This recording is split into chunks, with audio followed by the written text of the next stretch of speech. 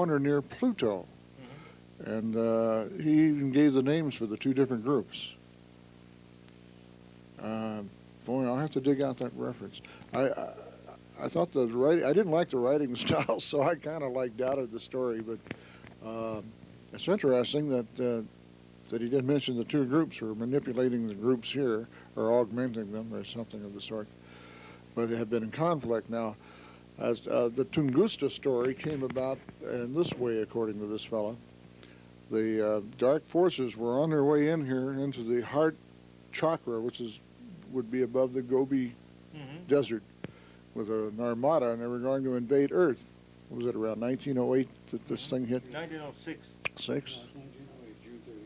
June 30th. June 30th. Yeah.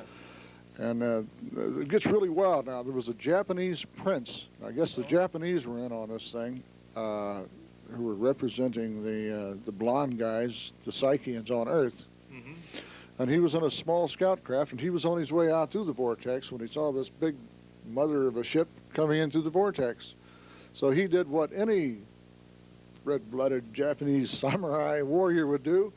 He ran his ship straight into the engine in the center, and blew it up. The big ship. The big ship. So it came down. So the big fat mama crashed. Well, it wandered around for a while. It drifted around, trying to regain height so it could go back out the vortex and warn the rest of the invasion fleet to book up that there was trouble brewing or something.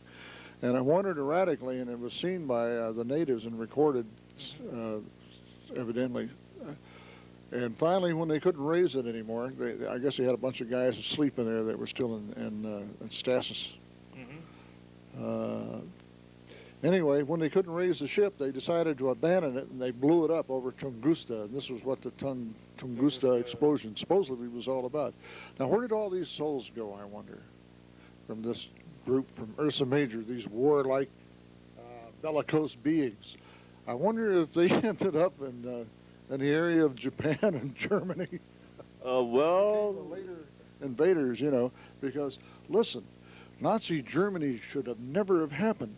Time was out of kilter there, I feel. Something had happened to time, and these guys appeared out of nowhere, probably in the wrong time. I think this was about 2,000 years late. I think they were 2,000 years late on the time scale coming in here. It was supposed to be an earlier invasion. Instead, they ended up in the 19th century and got things all screwed up.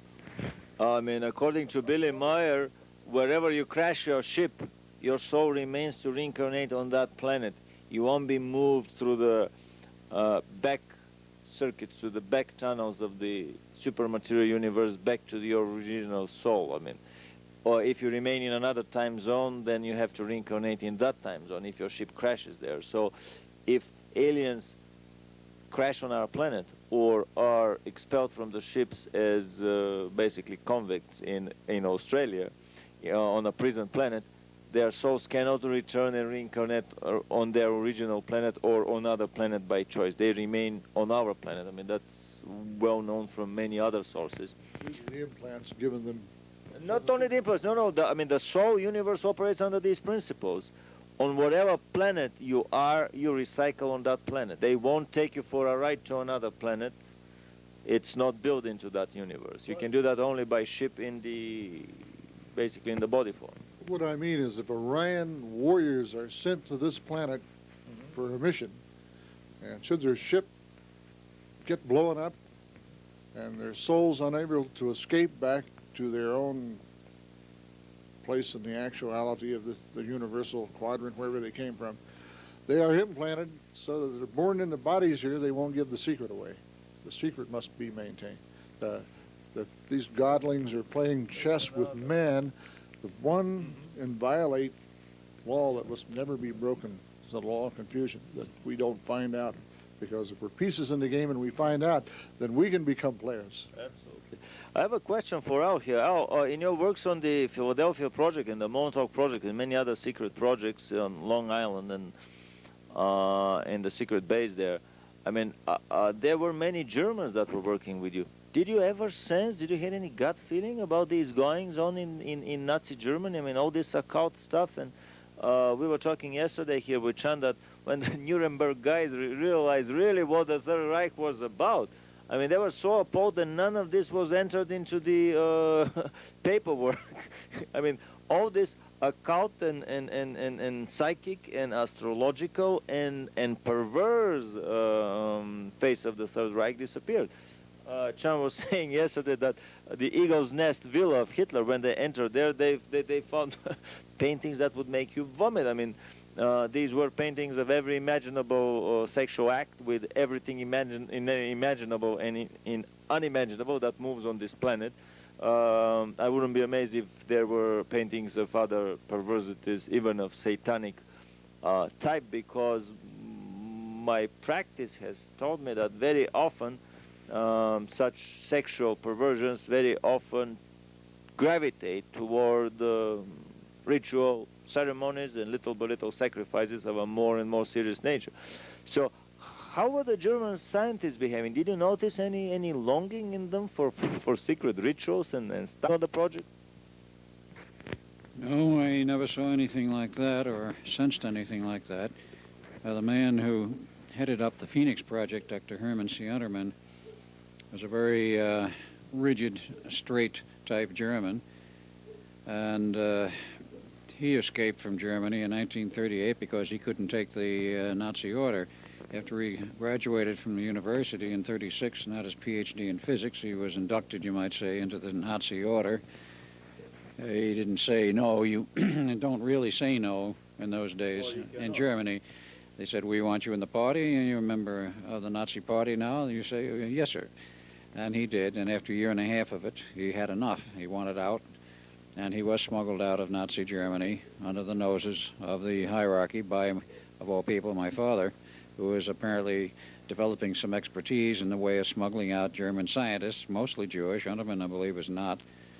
And oh, your father was the major paper clipper in this country. He was. He was the man who smuggled out 9 Jewish German scientists from Nazi Germany into the United States via the company store, meaning not the CIA company, but literally the company store which the family owned, which was the, I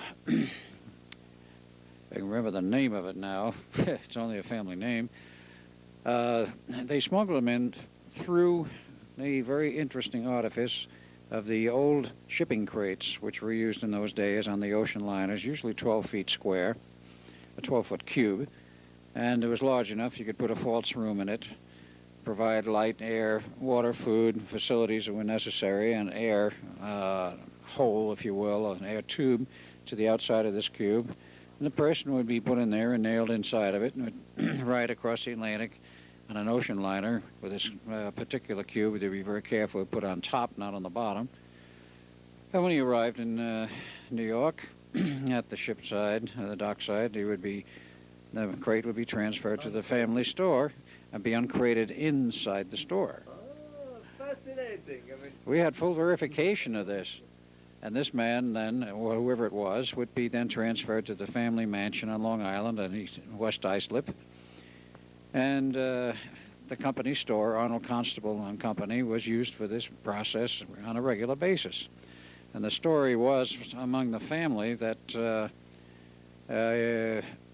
ADL, Anti-Defamation League, had an office in the top floor of the store in Brooklyn. So they were involved with this thing, yet my father was not Jewish in any way. The Defamation League was on the top floor of your father's store? And on the top floor of the family department store, Arnold and Constable. Now, the history of the store and the family is rather obscure, but we do know that Arnold was an Englishman who came over from about 1855 from England, started a department store chain in New York, which was most successful, and after a number of years,